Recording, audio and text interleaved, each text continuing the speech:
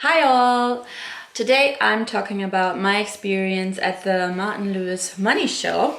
Now, I've been watching the Martin Lewis Money Show, actually not for that long, maybe a few months. I've really only seen 4 episodes, but I did read Martin Lewis's book and I found it really helpful. And I heard about the show being recorded in London and I thought it would be really cool to attend live. And in this video I want to share the before, the after, the likes, the dislikes. I'm going to be completely transparent. I have no reason not to be transparent. So here we go. If you want to attend the Martin Lewis Money Show, there is a company called SRO Audiences. And basically what I did, I signed up with them online. I googled tickets for Martin Lewis Money Show. The tickets weren't available at the time, so I signed up to be informed, and then they emailed me when it was time to apply for the tickets. So you don't go on a website and buy tickets, you need to apply. And then I didn't hear for a very long time. So at some point I got an email that I was selected, and the email also included the ticket itself. And this was 11 days before the actual event. So it's not a huge amount of time. I was able to take time off from work and I planned to go with a friend because I got 2 tickets. I read all of the fine print, or most of the fine print, and it said that a ticket does not guarantee you entry. When they rang me up, they asked me if I was coming and I said yes, and I asked what sort of time will we need to be there to make sure that we get in. And the lady said 6:30 p.m. Doors open 6:45 p.m. and the show would start at 8 p.m. We actually got there at 6:10 and there was already a queue, but we thought we were still there in plenty of time. And then as we were waiting, at some point someone of the staff came to us and divided the queue exactly where we were. So everybody before us was in for sure. Me, my friend, and the 2 people behind us, we were a maybe, and then everybody else was sent home. So I think it was about 8 people who were sent home. I thought that was quite a large number, considering that they did call everyone up and ask if they were coming or not. So they should have a pretty good idea how many people are coming. But anyway, we were a maybe because we were still waiting for other people. When I heard about that, and considering that I had taken extra day off work that I would not be paid for, I was really frustrated, to say the least, that there is a good chance that we were not getting in. But just so you know, the other people who couldn't come in were told that they would get priority to a show in the future. That was calming me down, because I thought, okay, if we can't get in, we're not walking home with nothing. What I wanted to mention, because I said I would be completely transparent, when I was called and I was asked, are you attending to the show?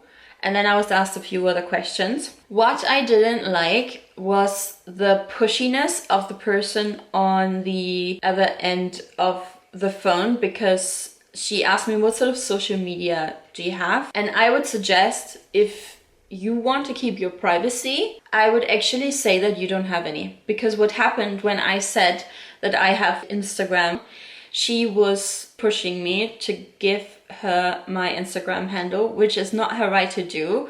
She made me honestly feel very uncomfortable. It literally ruined my day. I mean, some of you may think, oh, she's so silly, so too sensitive, but she was really rude. I found the pushiness, even when I said various times that I'm not gonna give her my Instagram handle. She even texted me after I hung up the phone to give her the Instagram handle. This is how insistent this person was, and I really disliked it. It's wrong. It's just wrong to push somebody like that. Hello, I forgot to mention one thing. The other thing I also really didn't like was how I was bombarded with emails First, of course, I received the ticket, which I was waiting for. But then I get an email, I think it was every other day. I got 7 emails in total. I counted them.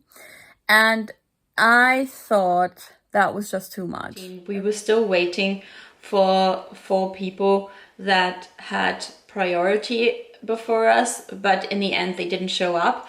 So we were let in. From that moment on, everything went really fast. So basically we're standing outside for an hour. So you have to be prepared if it's cold. The other thing you have to be aware of, that the only time you can go to the loo is during that hour that you're waiting outside. As soon as you're in the studio, that's it. Like, there are some toilets which are for staff. In that entire time, you don't have a chance to go to the loo. So basically it's 2 hours. So I guess it's very doable, but don't drink coffee or anything that makes you go to the loo all the time. So once we were let in, everything was really interesting and time just literally flew. We were brought to a room where we had a briefing, and we got this little accessory that we were meant to wave in the show. So then we were led to the actual recording studio only 10 minutes before 8 o'clock. And considering that this is a live show that goes live on ITV1 at 8 o'clock, I thought, wow, 10 minutes before, okay.